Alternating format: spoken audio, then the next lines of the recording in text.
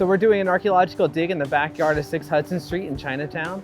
We're looking for artifacts that tell us the stories of the various immigrant communities that have called 6 Hudson Street home since the 1840s, when this land that we're standing on was created. Going back into time, the first people that moved into the house were of English descent until about 1850, 1860, and then we had the wave of Irish immigrants coming into the neighborhood from about 1860 to about 1890, then Syrians, and then Chinese immigrants living in the house.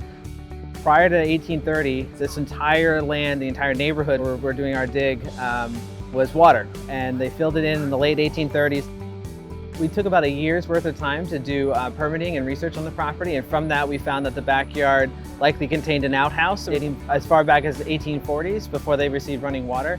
On this particular property, we've had a bit of a challenge. We dug 4 total test pits on the property just to get a sample of how deep the site may be. And all 4, we weren't able to go very deep because we hit all these brick fill. We've been digging in this area for about a week, even though I'm down 3 feet, which almost anywhere else in the city would put me back into Native American time periods. Here, I may only be back in the 1980s, 1990s. On this site, since we're looking for big things like foundations and big structures that were built, the bigger the hole, the better. So in these tiny little holes, sometimes you miss literally entire buildings. Ultimately, what we're going to do is lower the entire yard 3 or 4 feet just to find the top of the yard and then start to dig from there. And even though I haven't found the bottom, I have to stop digging because it's not safe for me to go any deeper without making a bigger hole. That's for safety reasons. It's an urban site, and there's lots that happens in cities, and there's a lot of land that gets built up very quickly.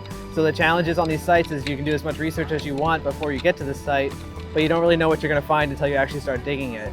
So this is one of those sites where we're a little surprised by how deep the site may actually be.